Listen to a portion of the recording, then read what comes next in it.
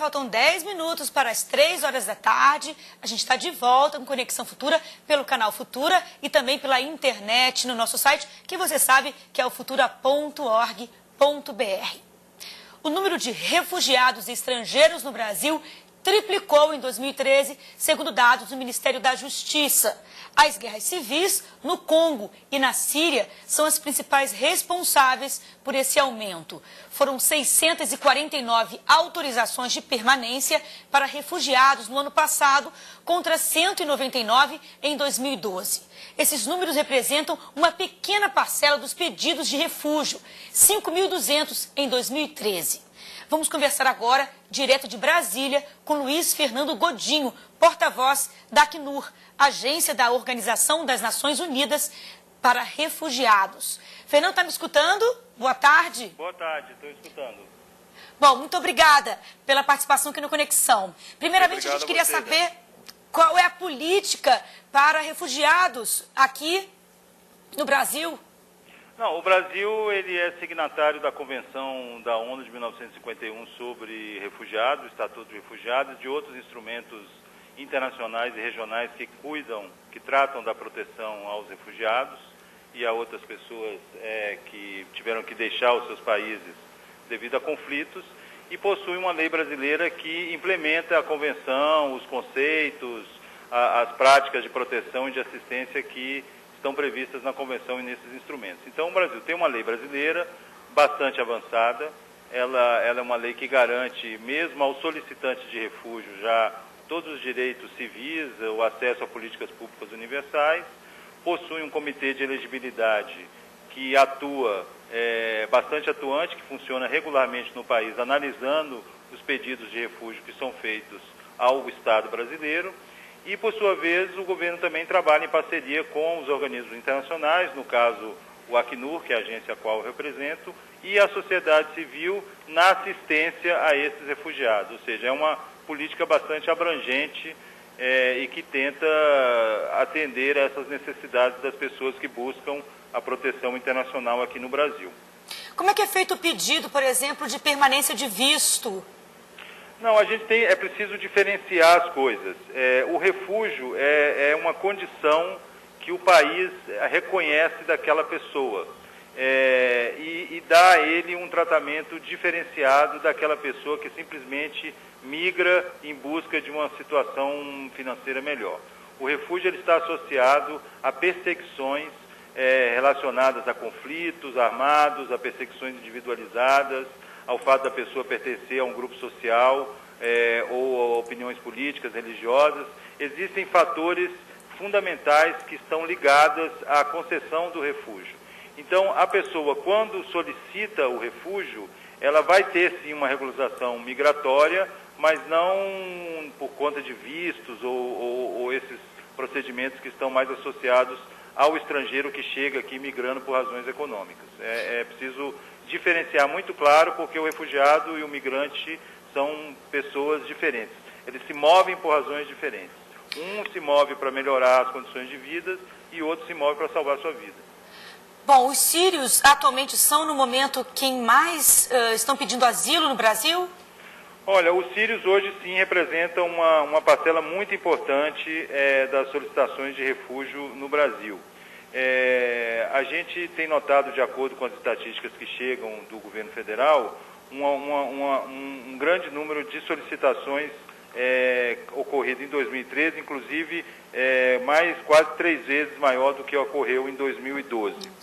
Quando nós analisamos essas solicitações, a gente vai encontrar ali uma série de nacionalidades, mas muitas dessas nacionalidades, inclusive aqui estão no topo da lista, não se encaixam na definição de refugiado, que é o caso de cidadãos de Bangladesh, de Senegal, por exemplo, que estão vindo ao Brasil por questões econômicas, mas que, dentro do direito que lhes assiste, estão solicitando refúgio. Mas essas pessoas não têm o seu pedido de refúgio aceito porque exatamente não se encaixam na definição e nos preceitos da legislação brasileira e internacional sobre o que é refugiado.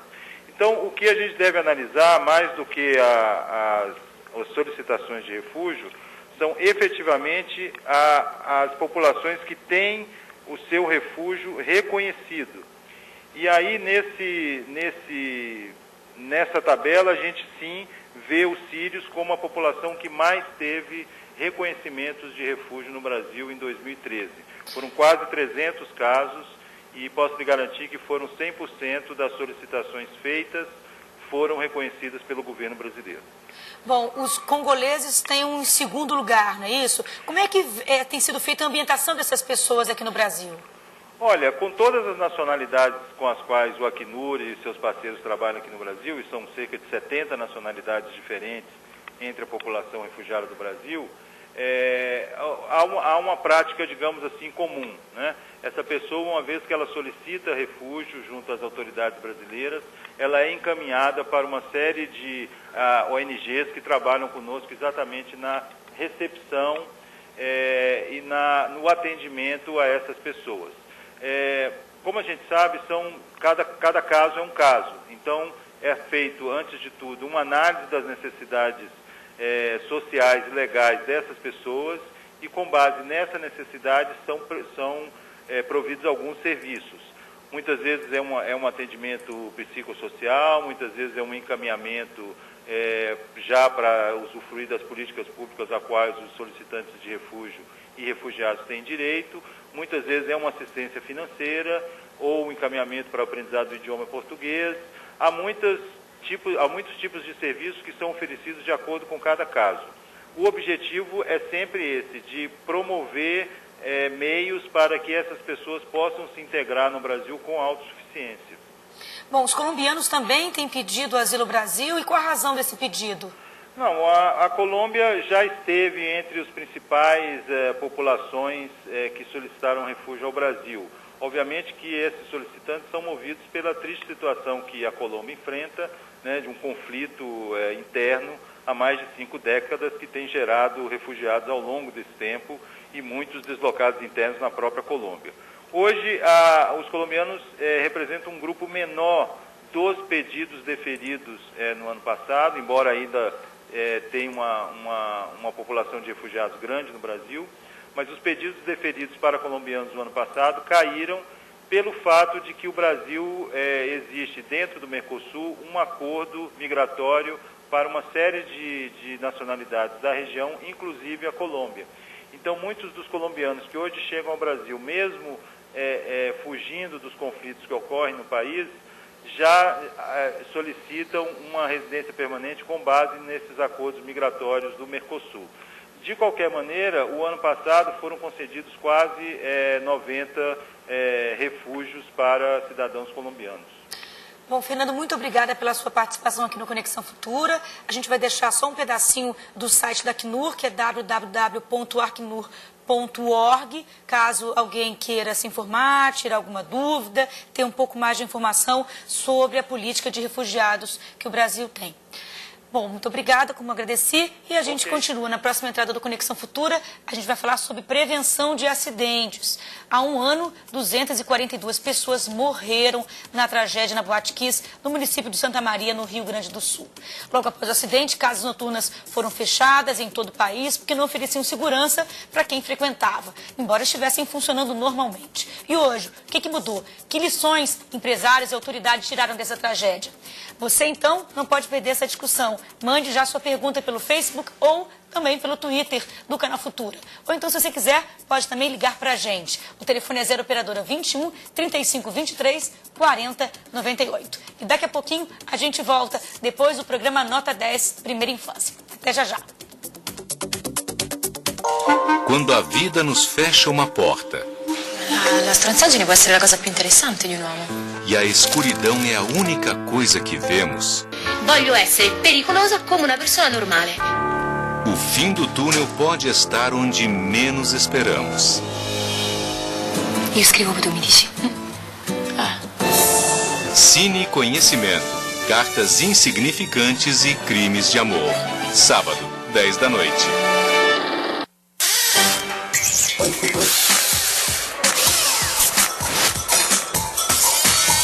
Alô Brasil, aqui tem educação. Meu nome é Ana Paula, tenho 31 anos.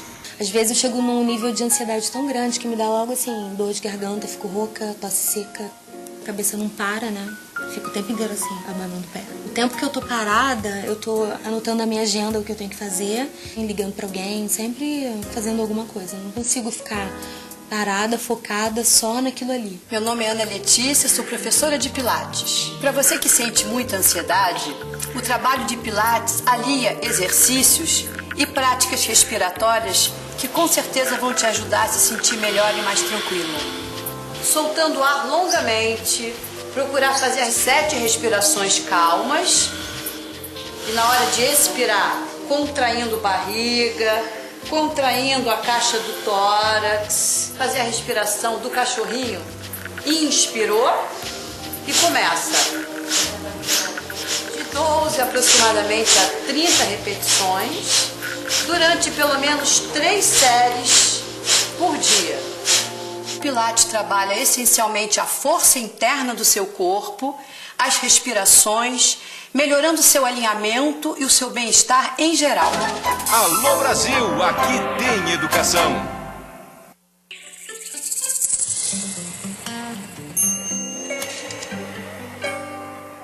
Meu nome é Fábio Bandeira, trabalho como ator. Meu nome é Ingrid, eu tenho 29 anos, trabalho como atriz. Meu nome é Fernando Aredo. Uma das coisas que eu gosto de fazer é toda quinta-feira reunir minha galera e ir pro Cineclube. O Cineclube pra mim, né, é um trabalho aqui altamente cultural, né, que traz aí cinema brasileiro, né, estrangeiro e europeu, né, e mostra um quadro assim amplo de cinema de toda forma. Para ter Cineclube, basta gente, né, pessoas que amem o cinema, estejam dispostas para ver um bom filme, gente interessada realmente em ver cinema. Gosto de verdade, que ame cinema. Até estimula a você gostar mais, estar sempre buscando, vendo em casa, tirando dúvidas, né? O que é legal também assistir com várias pessoas, porque cada um tem uma opinião diferente. Pode aparecer que você vai ter um bom filme, um bom programa e tudo da melhor qualidade. E se duvidar, ainda com uma pipoquinha, né?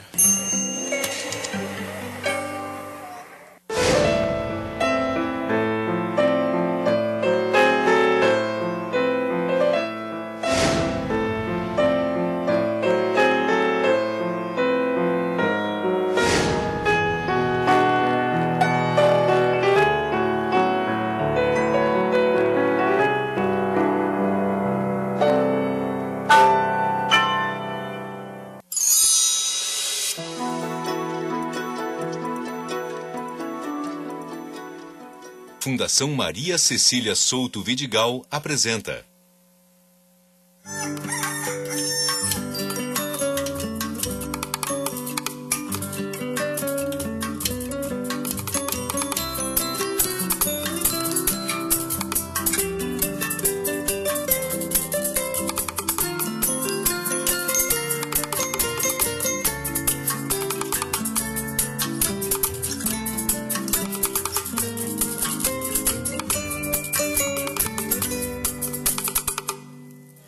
Família é um monte de pessoas juntas. Ficar junto. É um conjunto de pessoas que se conhecem mais do que todas as pessoas que são amigas. Alguém se junta, aí faz coisa divertida com um e o outro. Quando muitas pessoas juntas em uma casa morando. O programa de hoje é sobre a experiência de crianças de 4 a 6 anos em família. Do ponto de vista da criança, quem é a sua família? Quem é a pessoa que cumpre no dia a dia o papel de cuidar e educar em casa? Será que família sempre é composta por pai, mãe e filhos vivendo juntos? Ou esse conceito foi ampliado a partir de transformações culturais e sociais ocorridas nos últimos anos?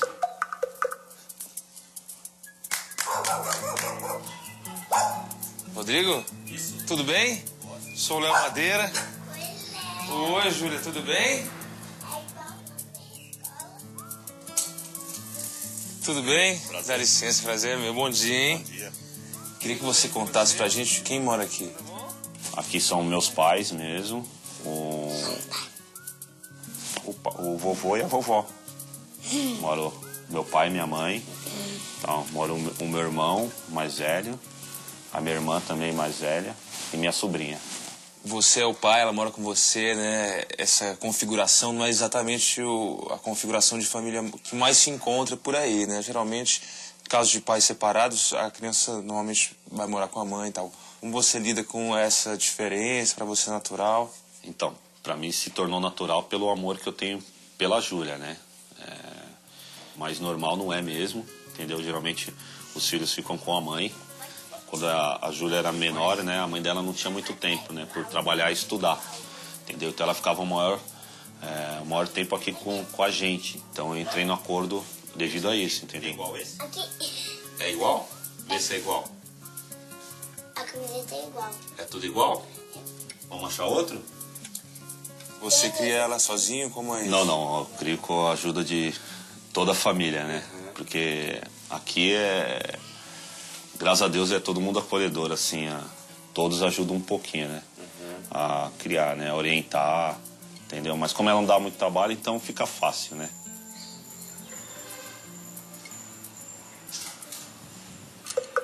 Diego, a ideia dessa brincadeira é o seguinte, você tá vendo aqui alguns bonequinhos, né? De pano, e eu queria que você me ajudasse a montar uma família. Na sua concepção de família, a partir desses bonequinhos. Vai lá, monta uma família aqui pra mim. Pronto. Uma mãe e uma criança? Uma mãe e um filho. Primeiro pelas condições financeiras de hoje em dia, pela situação do mundo do jeito que tá, pra mim o filho já tá ótimo, mais que um já é demais. E outra que eu fui criado só por uma mãe. Uma mãe foi o necessário e pra mim tá ótimo. Uma mãe, um vizinho. Fala por que você escolheu uma família dessa maneira. Acho que é porque parece com a minha família. Que hoje eu moro com meu marido, meu filho e os meus pais. Um homem, duas mulheres e uma criança. Por que você escolheu essa família? Porque é bonitinho. E porque uma família não precisa ser constituída de um homem e uma mulher. Você só precisa de amor para ser uma família. Monta uma outra família aqui. Uma outra família? Diferente da sua. Um homem e a mulher, para a sociedade é o certo. Aqui, um homem e outro homem adotou um menininho, bonitinho. E aqui, duas mulheres e um menininho que também adotou. O que precisa ter para um grupo de pessoas ser uma família, na sua opinião? Amor e carinho. Eu acho que um laço de amizade, de companheirismo, de amor, de carinho. Os adultos que estão recentemente separados ou reunidos ficam muito inseguros e isso é presenciado pelas crianças. E acho que muitas vezes também as professoras, o pai dele desquitou, por isso que ele está chorando. Ele deve estar chorando porque o outro levou a boneca dele. Não precisa ser porque o pai desquitou, né? Qualquer choro não é explicado por isso. A mesma coisa se eu tenho pais homoafetivos. Então a professora já interpreta qualquer coisa como se fosse uma resposta àquilo. Então, acho que nós adultos temos de amadurecer mais essas conjugações familiares e descobrir o que é prioritário. O que eu tenho de ver é se a criança está bem tratada, se estão brincando com ela, se falam com ela, se escutam. Isso é prioritário. Depois, vem as outras coisas.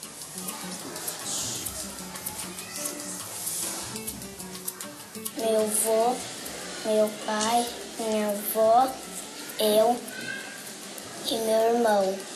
Vou perguntar para vocês se, por exemplo, essa vovó com essa mamãe e esse bebezinho, vocês acham que elas podem ser uma família? Pode. Meu tio, minha avó, minha mãe, meu avô e eu. O pai e o filho é uma família? Eu, a minha tia, o meu pai e o meu irmão. E uma família que tem duas mães, vocês já viram? Família com duas mães? Quem tem duas mães? Eu não tenho. É mesmo? Pode ser um índio, negro, branco. Pode ser uma família com todo mundo assim, junto, misturado. Não tem por que não ser, né? Minha família é minha mãe, meu pai, minha mãe, meu pai, meu padrasto, minha madrasta, minha irmã e meu irmão. Minha mãe, meu pai e eu. Meu pai, minha mãe, meu irmão. Minha mãe, minha irmã, meu pai e minha cachorra. Meu tataravô, minha tataravó. Meu bisavô, meus bisavós. Meus avós e meus avós. Meu pai e minha mãe. Eu e a minha irmã. Minha mãe, meu irmão, minha irmã. Minha boa madrasta, minha namorada. Muitas crianças vivem essa situação de terem, por exemplo, um segundo casamento do seu pai ou da sua mãe, né? Então ela tem que aprender a conviver com duas famílias diferentes, né? Ela tem a família, digamos, dela, com os seus irmãos ou dela, com o seu pai e a sua mãe, biológicos, né? E a família do segundo pai ou da segunda mãe, com outras crianças, outros adultos, a outra avó, outro tio, outros valores, outros modos de lidar com as coisas, de reagir às coisas. E ela tem que aprender a conviver com isso.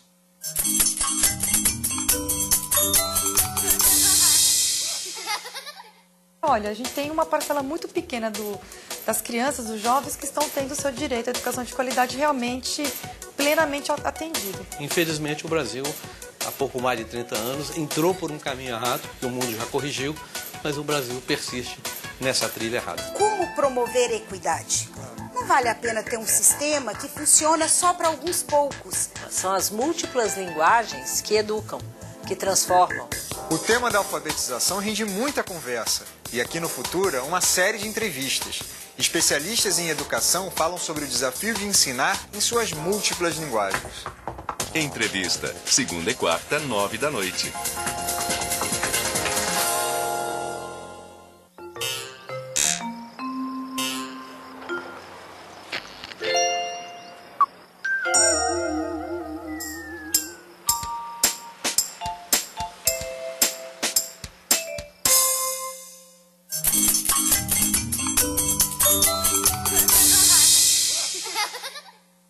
A partir dos 4 anos, a criança insiste em dizer não. É não o dia todo.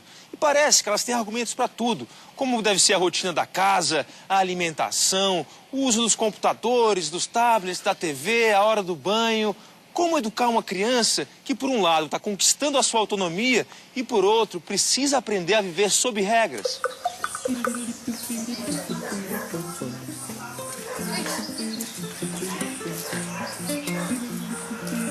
Dona Eliane? Oi. Tudo bem? Posso entrar?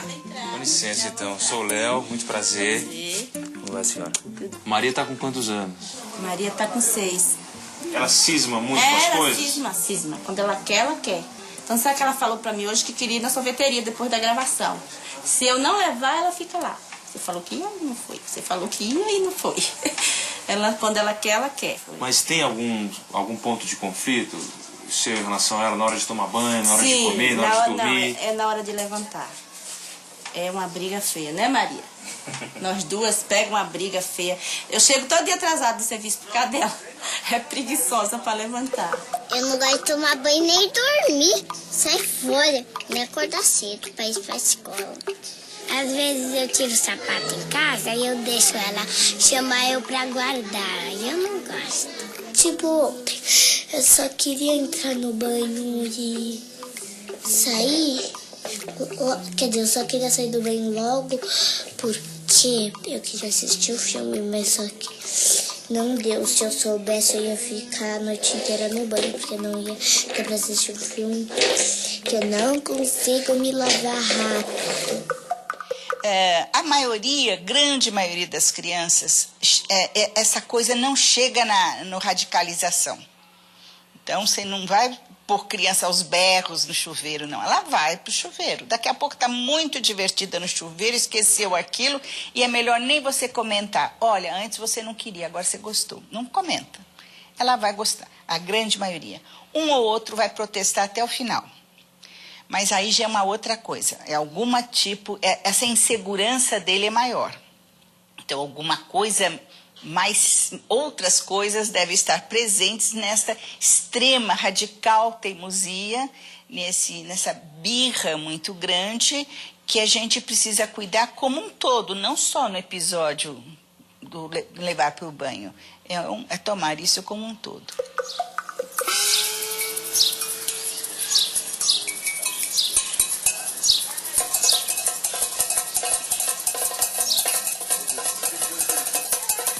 Você sente que depois que ele cresceu, ele ficou, sei lá, querendo mais coisas, umas horas que tem conflito?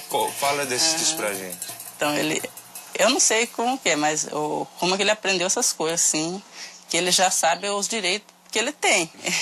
E ele quer cobrar isso. Ele fala assim, mãe, você não pode brigar comigo porque tem que conversar. Se bater em mim, então, a polícia prende. Eu falei, não, é melhor eu raiar com você agora e você crescer uma pessoa do bem do que você não raiar com você agora, depois a polícia prender você, não é prender eu. Aí ele começa a explicar, ele entende as coisas. E que tipo de coisa que ele teima, assim, que ele pega no pé, fala essas coisas, por quê? É assim, se ele quer um Danone, ele quer agora. Fala, não vou dar agora, vai ser depois da hora. Aí começa a brigar, aí ele fala assim, eu não vou mais morar aqui, eu vou morar com a minha avó. Falei, então vá, eu não vou morar mais com a minha avó, vou morar com você, que você gosta de mim, você cuida de mim.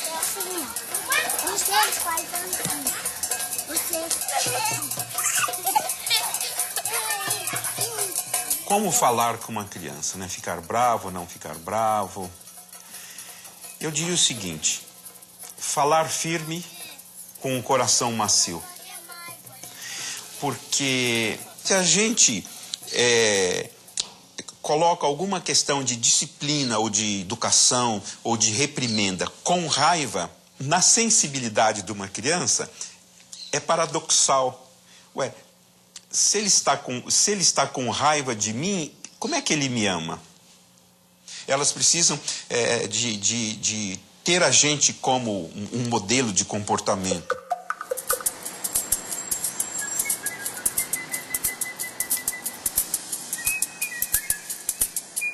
Como é que vocês lidam com a ideia de ter que impor limites, né? Ao mesmo tempo em que as crianças estão numa idade em que elas estão ganhando autonomia, né? Ganhando um desejo de fazer as coisas por si próprio. Então, como é esse dilema, né? Explica pra gente. Eu falo para eles que tem regras. Em toda casa tem regras e essas são as regras da nossa casa. E às vezes a gente explica, né, que a gente não quer que fique vendo televisão por muito tempo, porque a gente aprende muitas coisas fazendo brincadeiras de outro jeito, né, e que não é bom ficar vendo TV o tempo todo e tudo. Agora, final de semana, para os dois tem uma diferença radical, assim, porque eles podem brincar com o iPad, né, que é uma coisa que eles gostam bastante. Esse aqui gostava, agora está até um pouco mais distante, e aquele lá adora e tal, né? Que é uma certa dificuldade que a gente tem do quanto pode, do quanto não pode e tal, né? Mas eles, assim, eles ficam na expectativa disso a semana inteira. É muito grande, assim. Eu acho que esses objetos estão aí e têm que estar disponíveis para as crianças. Mas, como objetos de transição e como objetos de mediação do ato do brincar, precisa ter um adulto que brinca junto.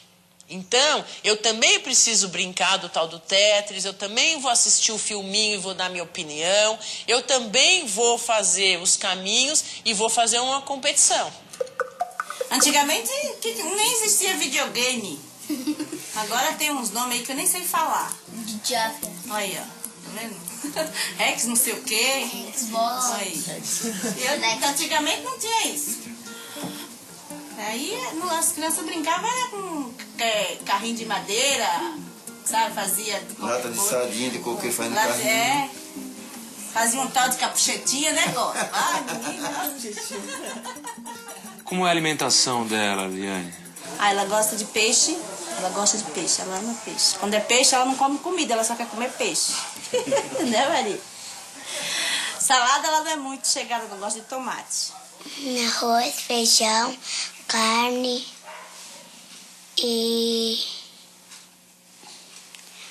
almôndega, batata. Ah, batata.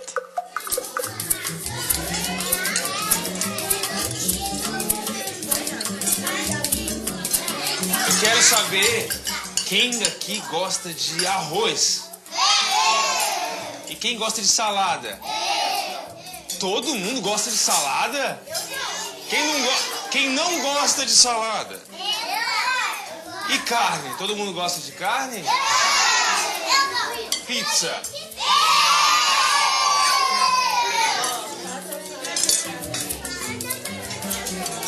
Um menino de 4 anos, ele muda, ele já tem um crescimento que é menor, o crescimento é mais lento, então também há uma acomodação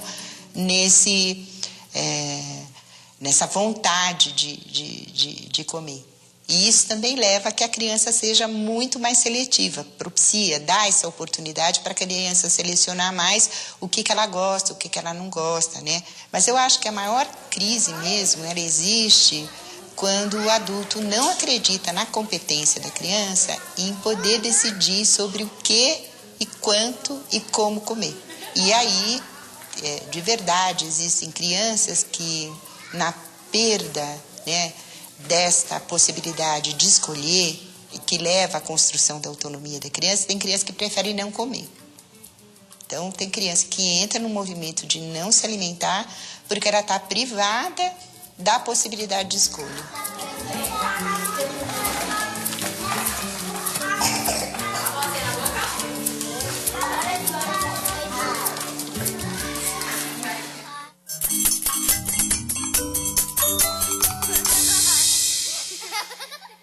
Para manter a saúde em dia, a receita já é conhecida.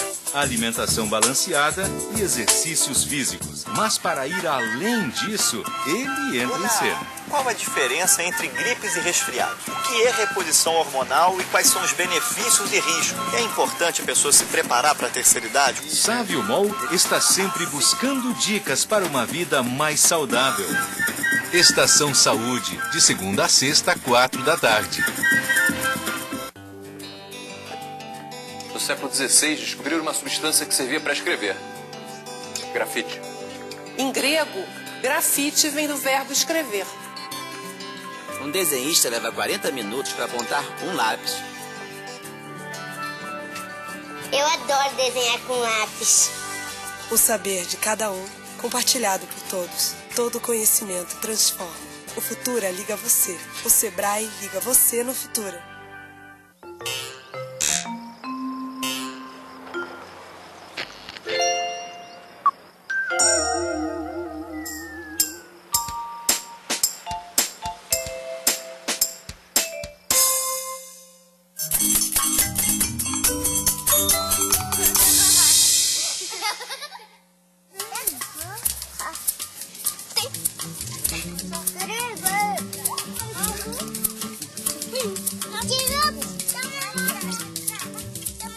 Quem educa a criança Guarani?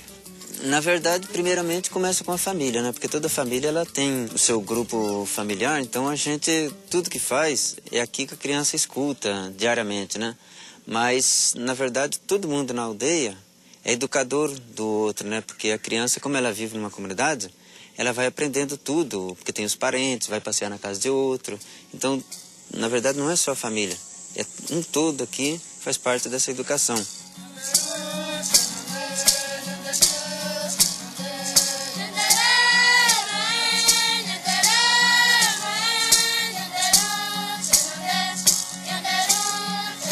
O que você acha que uma mãe tem que ensinar para uma filha?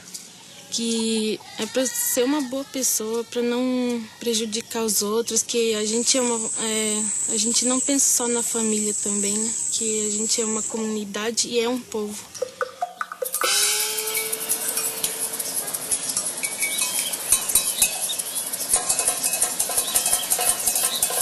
A comunidade, né? Te ajuda a criar os seus filhos, de alguma maneira consegue dividir essa responsabilidade? Então, eu falo assim que é uma grande família. Se eu preciso sair, se eu não falo pro meu vizinho que eu tô saindo para ele olhar meu filho, ele fica bravo comigo. Porque ele acha que se eu sair, ele tem obrigação de ajudar a cuidar. Então, aqui todo mundo, se eu saio, todo mundo tá de olho no meu filho. Se você fez alguma marvadeira, se for para um lugar perigoso, estão vendo e raiando, se você precisa sair. Então, acho que todo mundo cuida de todo mundo aqui, tanto faz criança como adulto. Ver. Assim, eu tento explicar para meus filhos a realidade do mundo, do dia a dia, como que é viver na comunidade, o que é o dia a dia, né? Para eles, né?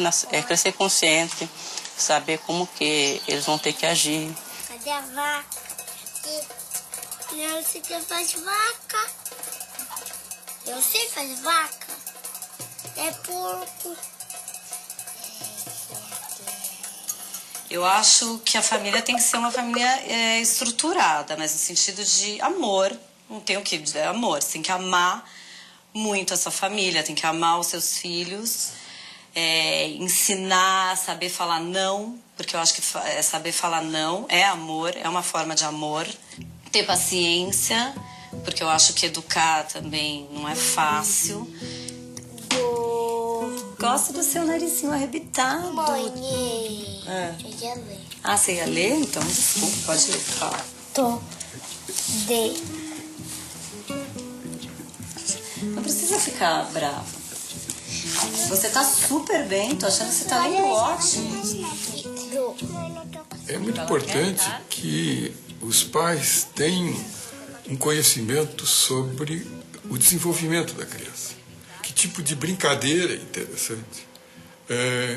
Que situações de rotina eles precisam cuidar para que as regras de convivência dentro de casa funcionem.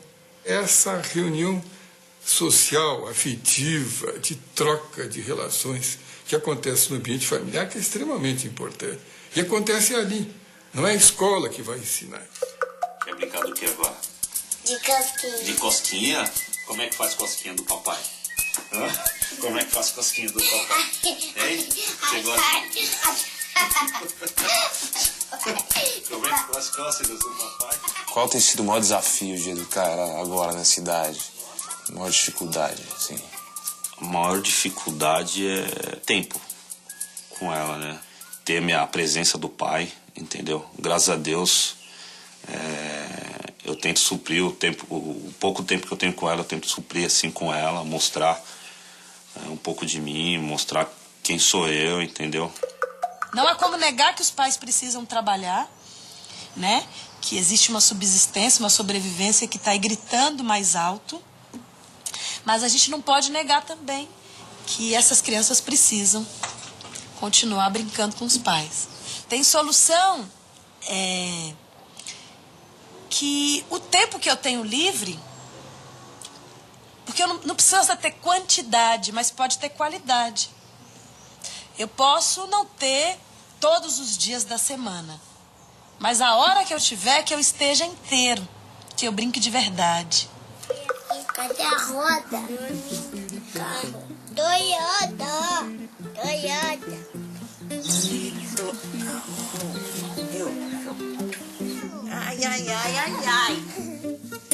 Olha o Marcolino brincando com o pai dele. Ufa!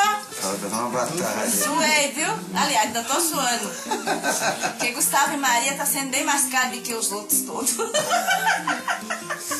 Só Gustavo, meu Deus. Antigamente ninguém tinha Esse querer, aqui é não. o Agora o Gustavo. pessoal já fala, eu quero isso. Tem que dar, né? Tem que Não dar. corre atrás, né? É em busca, né? Passa. A vontade de comer um doce, de dormir tarde, assistir TV ou ganhar um brinquedo. A necessidade de tomar banho, escovar os dentes e ir para a escola. Aprender a dosar desejos e deveres é um desafio e tanto para pais de crianças de 4 a 6 anos de idade. Por isso, nessa idade, a família continua sendo importantíssima para o desenvolvimento infantil. Pois é, a família, esse conceito hoje em dia tão diverso e cheio de possibilidades. Uma família pode ser um pai e uma mãe, 2 pais, 2 mães, um pai só, uma mãe só, pais, avós, cachorro, gato, galinha, enfim. A gente teria dificuldades de conceituar todos os tipos de família. Mas fato é que família sempre será família.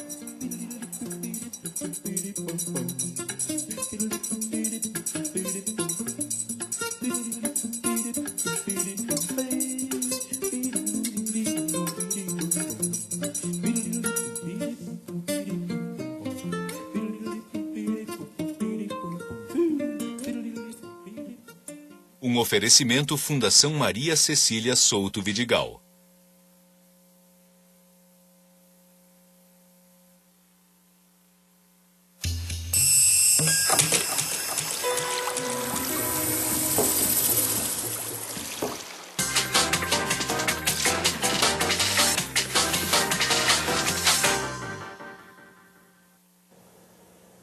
Olá, o Conexão Futura está no ar, ao vivo, aqui pelo canal Futura e também pelo nosso site, que você sabe que é o www.futura.org.br. No dia 27 de janeiro de 2013, em Santa Maria, no Rio Grande do Sul, uma tragédia matou 242 pessoas e feriu outras centenas. Segundo as investigações, o que aconteceu na Boate Kiss foi em função de uma série de omissões, erros e falta de fiscalização, além de negligências. O número de vítimas fatais chocou o mundo e abriu a discussão sobre prevenção, segurança e fiscalização de locais que concentram uma grande quantidade de pessoas. Um ano depois, especialistas afirmam que o Brasil avançou muito pouco no sentido de melhorar a segurança em locais de reunião de pessoas. A lei prometida para unificar as normas de segurança em todo o país ainda não foi votada. No Rio Grande do Sul, a lei vingou, mas falta regulamentação. Segundo os especialistas, muitas casas noturnas continuam operando de forma irregular.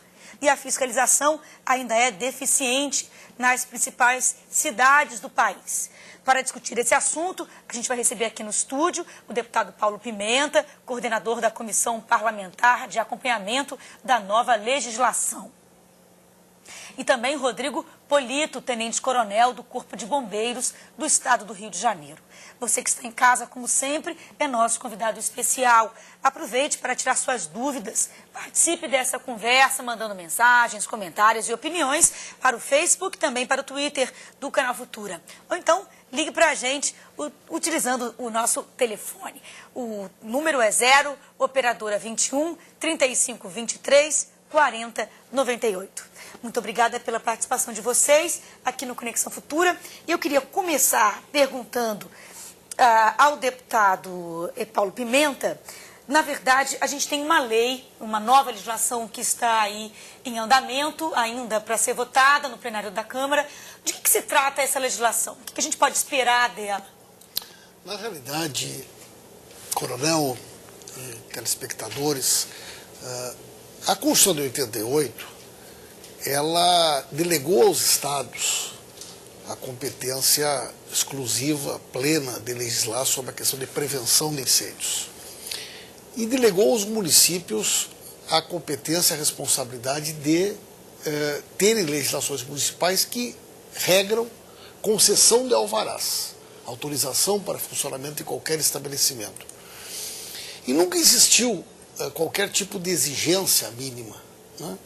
Então, hoje, cada estado tem uma lei sobre prevenção e cada município tem uma regra local, uma regra própria sobre concessão de alvarás.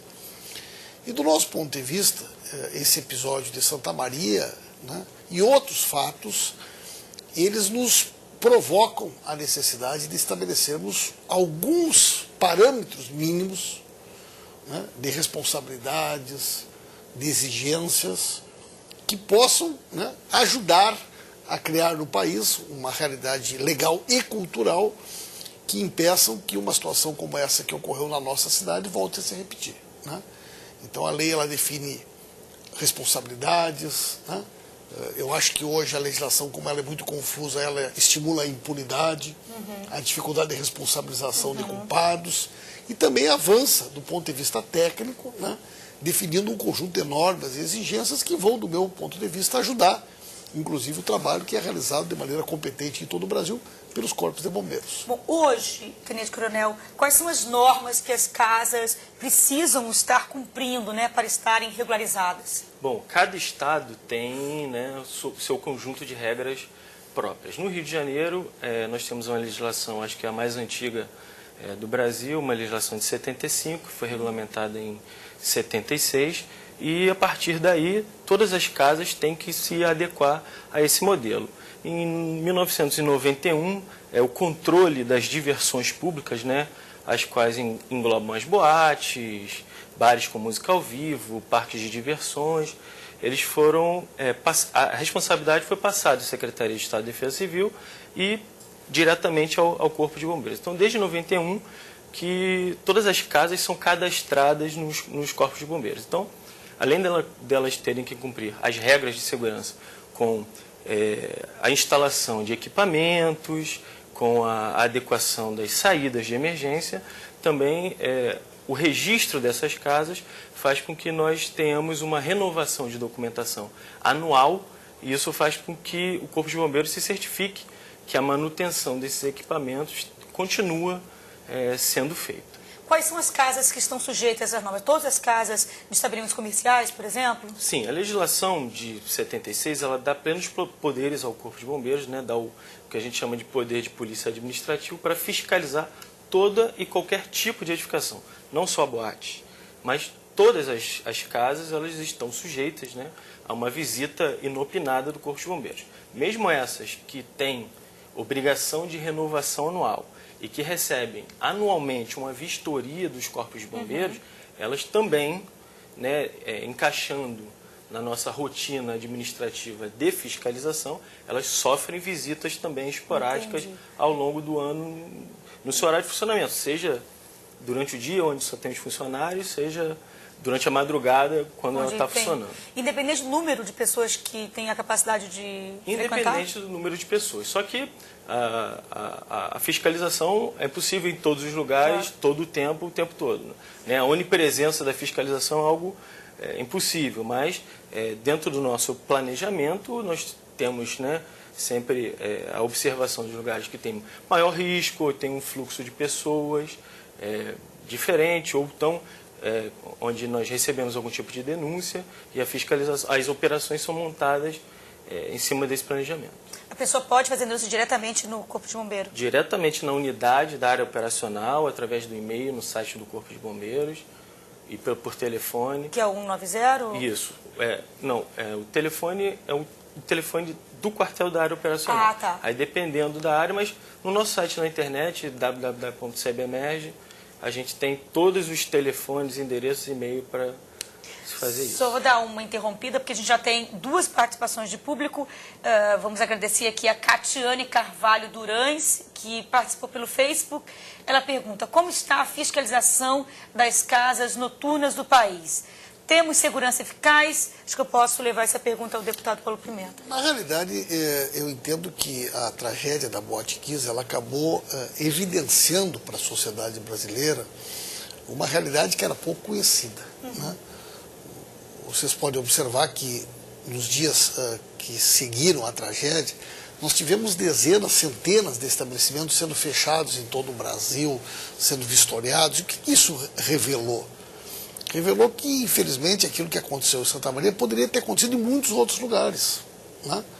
Porque o nosso padrão de exigência, enquanto cidadão, inclusive, ele foi sempre muito tolerante. Né? Muitas vezes nós entramos no estabelecimento e ele está superlotado, ele não tem uma saída de emergência, mas isso ninguém leva em consideração. Né? Quer dizer, nós não temos uma cultura, inclusive algumas outras coisas, tipo assim, o nosso filho estuda numa creche, a gente não sabe se o plano de prevenção está em dia, onde é que a saída de emergência, se os extintores, quem é o profissional responsável. Não, então o brasileiro ele não teve, historicamente, uma cultura de prevenção. Então, essa tragédia, eu acho que ela vai exigir uma mudança de legislação, uma mudança de comportamento, mas também uma mudança cultural. Do cidadão. Do cidadão. Quando ele for frequentar o estabelecimento, além dele querer saber do preço, da qualidade, ele também tem que querer saber se aquele estabelecimento é seguro. E o que ele tem que saber quando ele chega no estabelecimento? Como cidadão, a gente tem que prestar atenção? Eu vou te dar uma informação que eu acho que é interessante. Nós vamos, na nova legislação, exigir, por exemplo, que todas as prefeituras e estabelecimentos, né, com essas características que o coronel divulga, tenham na internet todas as informações. Antes. Então tu vai sair de casa, tu vai saber, olha, o alvará está em dia, o plano de prevenção, quem é o técnico responsável, qual é a lotação. Né? Então tu vai poder optar. Nós temos no Brasil, por exemplo, inúmeros casos de estabelecimentos que funcionam com liminar da justiça. Isso é um perigo. Né? Então, não tem plano de prevenção, às vezes não tem um alvará da prefeitura, mas um juiz dá uma liminar. Então, o cidadão, quando ele vai naquele estabelecimento, ele não sabe disso. Ele não sabe que aquele estabelecimento não teve um plano de prevenção aprovado, não teve uma liminar e que um juiz, por algum motivo, né? Ou municípios que exigem o plano de prevenção... Isso é um risco. Evidente. E mais do que o risco, tu vê, o cidadão ele é levado a crer, quando ele entra num estabelecimento, que ele está em dia, né? Tem muitos municípios, por exemplo, que exigem o plano de prevenção de incêndio para que um alvará seja concedido para abrir o estabelecimento, mas para renovar o alvará não é obrigatório. Então, quer dizer, um estabelecimento para ser aberto é necessário uma quantidade de documentos e normas para que sejam cumpridos, mas para a renovação desse alvará, todas essas exigências... Então você tem, às vezes, um plano de prevenção vencido, né? Mas o alvará para o funcionamento renovado. Isso acontece muito na prática? Aqui no Rio de Janeiro, as casas elas têm esse cadastro, tem emissão de um terceiro documento de aprovação, que é o certificado de registro. Então, elas têm que ser vistoriadas pelo Corpo de Bombeiros todos os anos. Então, isso a gente garante que a manutenção está sendo feita. Mas os Corpos de Bombeiros enxergam com muita satisfação isso que o deputado acabou de falar. Inclusive, no Rio de Janeiro, o cidadão, no site do Corpo de Bombeiros, ele pode acessar e observar todas as casas de diversões, estão separadas online. Você tem a possibilidade de saber qual a lotação da casa, qual a validade da manutenção dos equipamentos, o endereço e o nome da casa. Isso está online para que o cidadão tenha acesso a essas informações. Isso ainda é muito restrito, porque no caso é só o Rio de Janeiro. Sim, mas que se isso for da vontade do Legislativo, se isso puder se espalhar por todo o país, todos os corpos de bombeiros vão enxergar de maneira muito Na realidade, positiva. Coronel, se o senhor me permite, todas as medidas elas vão cada vez mais ajudar o Corpo de Bombeiro. Claro. Né? Por quê? Porque ela vai exigir do proprietário, ela vai exigir, né, do administrador, né, do fiscal da prefeitura, que tem que ter muito mais rigor. Você veja lá em Santa Maria, né, a espuma que foi colocada para o isolamento acústico, depois ficou sabendo que era uma espuma de colchão, que quando ela foi queimada, ela gerou um gás. Com as imagens no ar da tragédia da Boate Kiss. Não houve nenhuma preocupação em que fosse colocado uma espuma, né, que tivesse uma certificação do Inmetro, que fosse adequada para aquele tipo de ambiente. Né? Então, não é possível também que o fiscal da prefeitura, o bombeiro, chega lá e saiba que espuma aquela. Mas o proprietário ele não pode. Então, entendeu? Nesse sentido, qual é a responsabilidade? Existem vários níveis de responsabilidade num episódio como esse. Né? Eu considero que lá em Santa Maria tem responsabilidade do Poder Público Municipal, tem responsabilidade dos bombeiros, tem responsabilidade dos proprietários, né? Porque foi uma sucessão de episódios. Sim, né? Mas numa prática de uma não... A lei diz o seguinte, em última análise, quem concede o alvará é a prefeitura. Se permitir que o estabelecimento funcione fora das normas de segurança, é crime de responsabilidade do prefeito, improbidade administrativa. Então, ao fim e a cabo, se a prefeitura deixar o estabelecimento funcionar, não tomar as providências, ela vai responder pela responsabilidade daquilo que aconteceu. E as responsabilidades do Estado ficam em razão da emissão da documentação, né, nos prazos razoáveis para que a Prefeitura possa emitir os seus alvarás com o respaldo dos corpos de bombeiros, né, e também, uma coisa que muito se fala, a fiscalização. A responsabilidade do Estado é fiscalizar. Eu posso falar muito pelo Rio de Janeiro, a gente tem números que do ano de 2012 para 2013 a gente conseguiu quadruplicar alguns números. 10 mil, né? 10 mil fiscalizações, aquelas inopinadas, dessas operações que eu estou te falando. Somadas as vistorias para emissão daquele documento de renovação anual, chegamos ao número de 55 mil, mais ou menos, vistorias do Corpo de Bombeiros. Então, é um número muito expressivo para nós. Mas o cidadão não pode se enganar de que, se não tem fiscalização, eu não tenho as responsabilidades. Não. Responsabilidade de manter o funcionamento dos equipamentos, manter o extintor recarregado, manter as mangueiras em dia, os certificados de ignifugação dos forros de revestimento, das espumas, das cortinas, e toda a prática que há no dia a dia da boate, a manutenção da largura das saídas, a não colocação de grades, o treinamento dos seguranças, dos brigadistas, isso tudo é responsabilidade do proprietário, independente da fiscalização. A fiscalização existe, a fiscalização é forte, mas o proprietário tem que ter consciência de que é responsabilidade dele manter aquilo em boas condições. E eu concordo plenamente com o deputado quando ele fala do frequentador. Aqui no Rio de Janeiro, já é lei que todas as casas têm uma indicação com a lotação da casa e o número do Disque Denúncia. Algumas poucas denúncias nós recebemos em razão disso.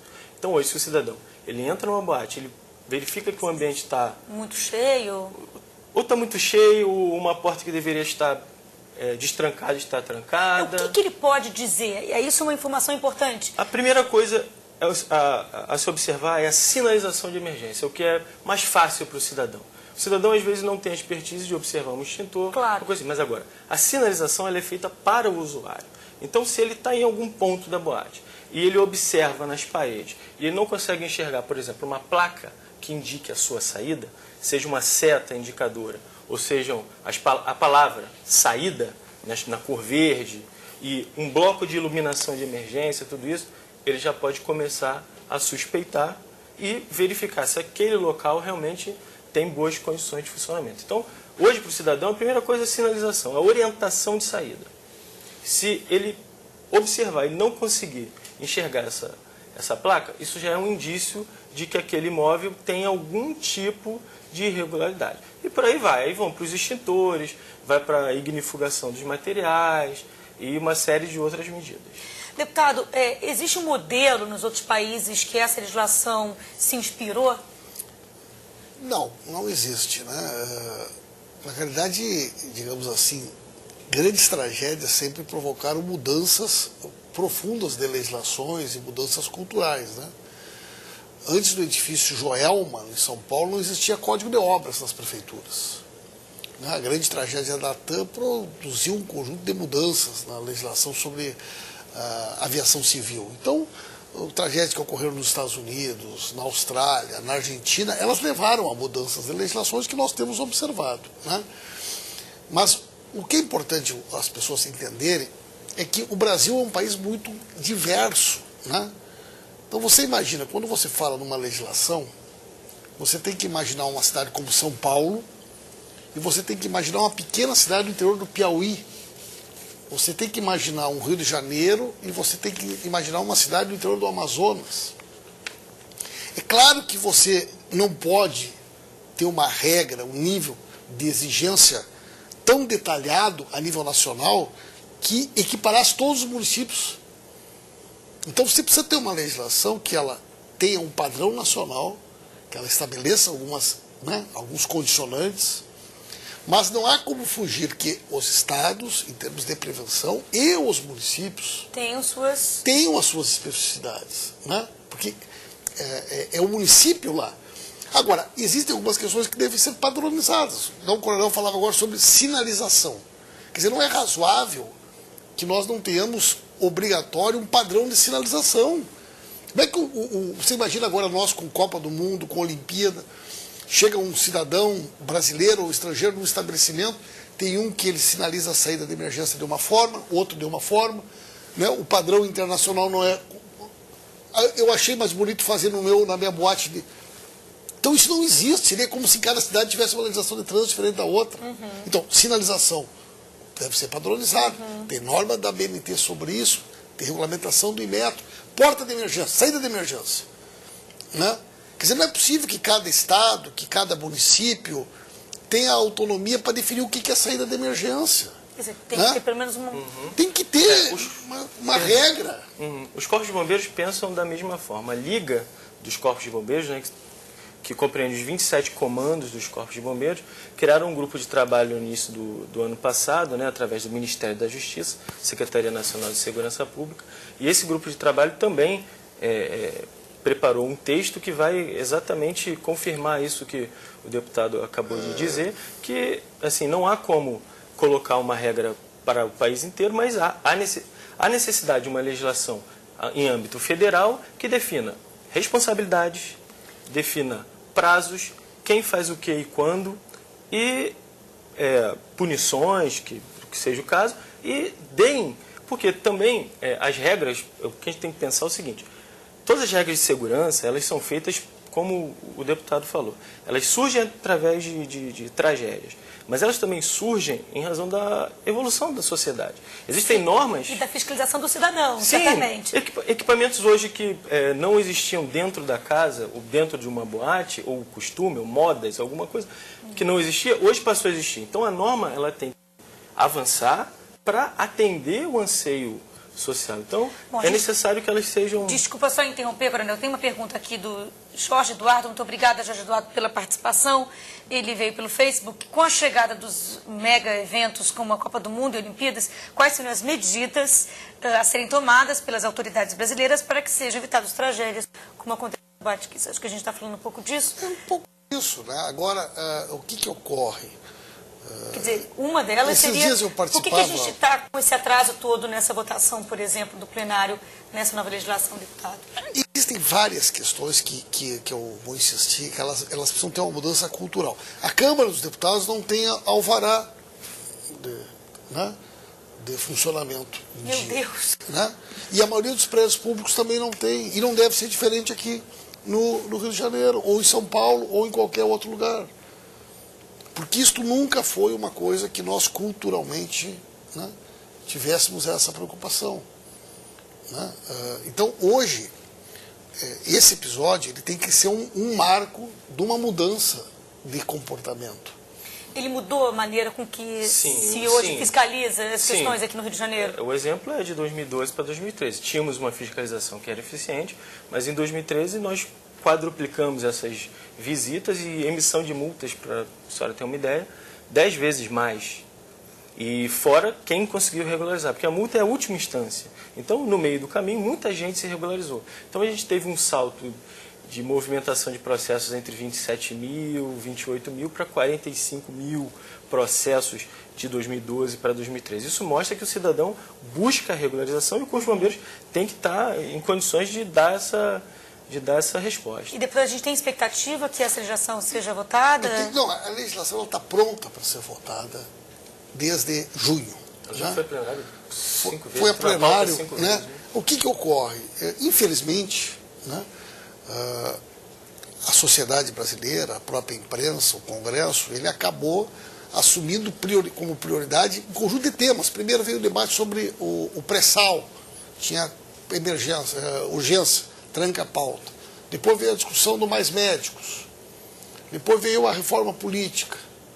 Depois entrou o debate sobre o marco civil. E todos esses projetos tinham urgência constitucional. Atrasado. Então o presidente Henrique Eduardo Alves ele assumiu um compromisso comigo, eu falei com ele inclusive na segunda-feira, né, que ele me garantiu o quê?